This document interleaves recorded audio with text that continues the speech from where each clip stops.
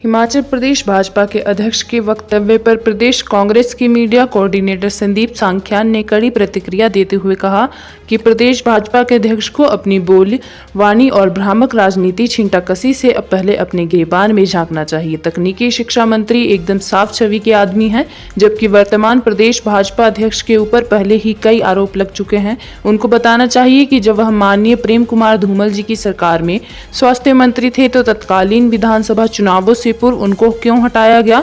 क्या इनके ऊपर अटल एम्बुलेंस सेवा 108 खरीद के आरोप नहीं लगे थे? वर्तमान भाजपा के प्रदेशाध्यक्ष को यह भी बताना चाहिए कि जब पूर्व में भाजपा की सरकार बनी तो उन्हें मंत्री क्यों नहीं बनाया गया, क्यों उन्हें विधानसभा अध्यक्ष बनाया गया? फिर वहां पर भी विधानसभा में भर्ती घोटाले के आरोप लगे इन पर। संदीप सांख्यान ने कहा कि वर्तमान भाजपा प्रदेशाध्यक्ष बताएं कि उक्त समय से इन्होंने किन किन अपने चहेतों को नौकरियां बैकडोर से विधानसभा में बांट दी। संदीप सांख्यान फिर से सवाल खड़े करते हुए प्रदेश भाजपा अध्यक्ष से पूछा है कि वह बताएं कि क्या कारण था कि कोविड काल में साल 2020 मई माह में इस्तीफा इसलिए देना पड़ा क्योंकि हिमाचल प्रदेश में कोरोना महामारी के बीच मेडिकल आपूर्ति में रिश्वतखोरी के एक मामले की जांच के बीच भी उनका भी नाम आ गया। उन्हें याद रखना चाहिए कि पीपी किट और सैनिटाइजर खरीद मामले में भ्रष्टाचार के एक ऑडियो क्लिप में 2 लोगों को कथित तौर पर 5 लाख की रिश्वत के बारे में बातचीत हुई थी।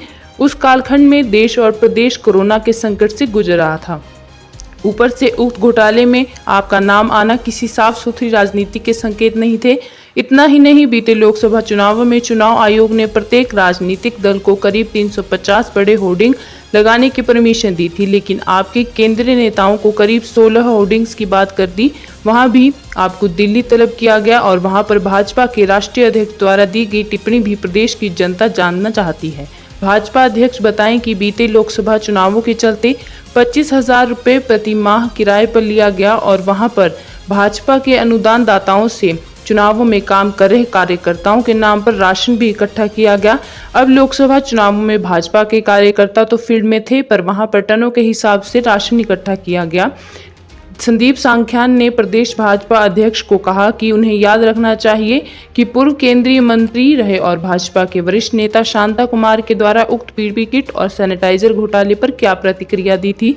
उन्होंने कहा था कि इससे शर्मनाक कुछ नहीं हो सकता है। संदीप सांख्यान ने प्रदेश भाजपा के अध्यक्ष को नसीहत देते हुए कहा कि वर्तमान परिस्थितियों में जो प्रदेश के कर्मचारी वर्ग में जो प्रतिरोध है उसको लेकर प्रदेश के मुख्यमंत्री, मंत्रीगण और प्रदेश सरकार चिंतित है और एक व्यापक समाधान की तरफ बढ़ रहे हैं।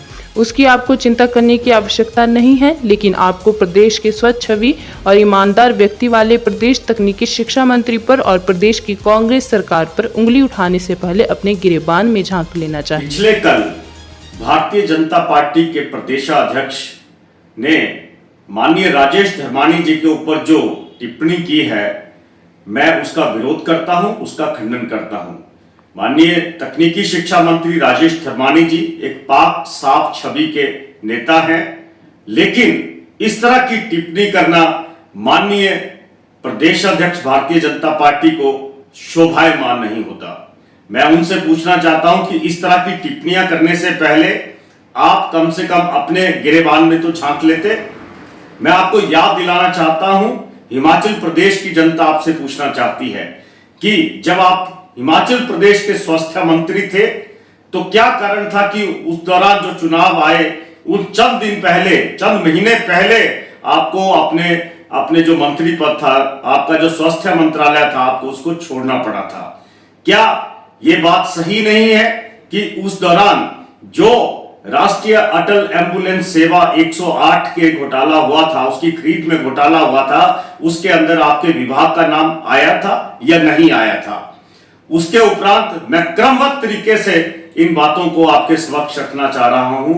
उसके बाद आप विधानसभा के अध्यक्ष बनते हैं और विधानसभा के अंदर जो बैकडोर भर्तियां आपने अपने चहेतों को वहां पे करवाई विधानसभा के अंदर, क्या उस भर्ती घोटाले में आपका नाम नहीं आया? क्या ये आरोप आपके ऊपर नहीं लगे? उसके बाद जो कोविड का समय था, उस कालखंड के अंदर जब पूरा देश और पूरा प्रदेश कोविड की महामारी से जूझ रहा था, तो उस समय पीपी किट घोटाले में और सैनिटाइजर घोटाले के अंदर जो आरोप लगे, क्या उसके अंदर आपका नाम नहीं आया? क्या उस वजह से आपको वहां से रिजाइन नहीं करना पड़ा?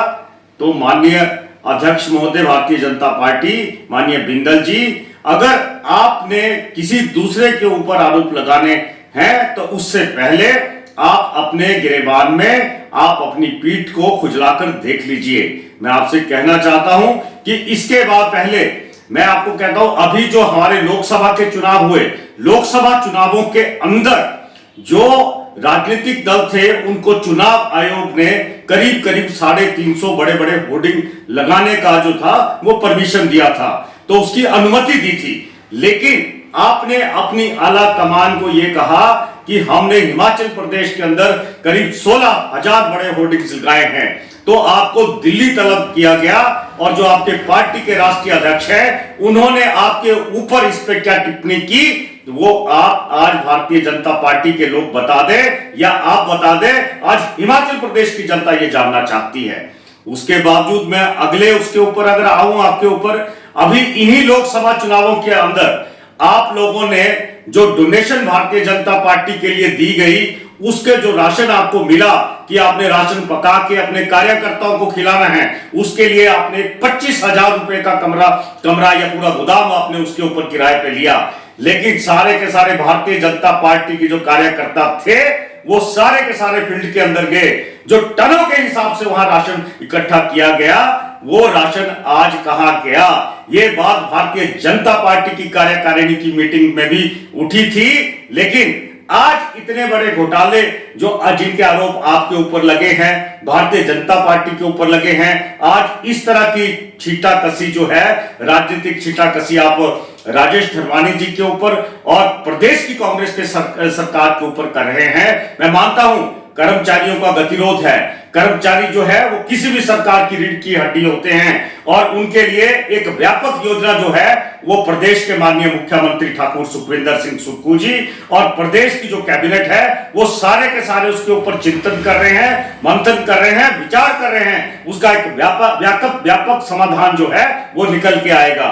लेकिन जिस तरह से आप छीटाकसी आज कर्मचारियों के कंधों पे रख के आपने राजेश धर्मानी जी के ऊपर बंदूक चलाई है, ये कभी भी बर्दाश्त नहीं हो सकता।